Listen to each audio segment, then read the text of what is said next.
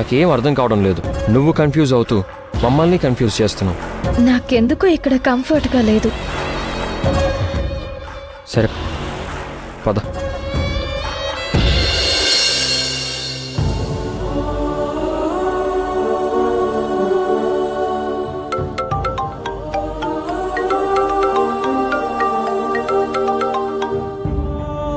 Hello అల్లుడు గారు, ఎక్కడున్నారు?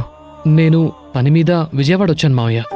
మీకు ఫోన్ చేద్దాం అనుకున్నాను, వీలు కాలేదు.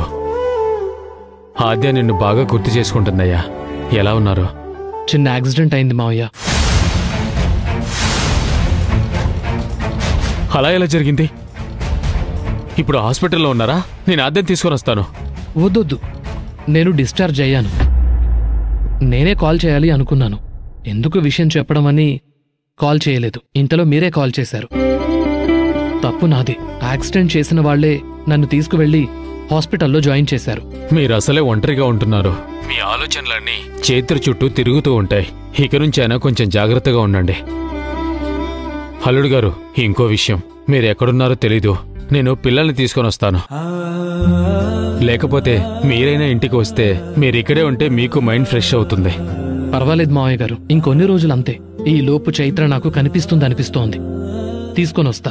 మీకు విషయం చెప్పాలి. ఆద్యకు తలనొప్పిగా ఉందని ఒక ఆయుర్వేద వైద్యుడి దగ్గరికి చూపించడానికి వెళ్ళాం. ఆ ఇంట్లో చైత్రను చూశాం, కానీ గతం మర్చిపోయింది. ఆ ఆయుర్వేద వైద్యుడు మందులిచ్చాక గతం గుర్తొచ్చింది, కానీ మేమెవరో తెలీదంది. అదేంటని అడిగితే నేను చైత్రని కాదు, శివగామి అని చెప్పింది. మళ్ళీ ఫోన్ చేసి నేను చైత్రని మాట్లాడుతున్నాను, మీరు దేనికి భయపడకండి, త్వరలోనే ఇంటికి వస్తాను అని చెప్పింది. నాకేం అర్థం కాలేదు. అంతా విచిత్రంగా అనిపించింది. నా అనుమానం ఏంటంటే చైత్ర ఏదైనా సమస్యలు ఇరుక్కుపోయిందా అని. అక్కడ్నుంచి రాలేక ఇబ్బంది పడుతుందే అనిపిస్తోంది. పోలీస్ కంప్లైంట్ ఇద్దామా? వద్దు మావయ్య గారు. ఒకవేళ చైత్రని ఎవరైనా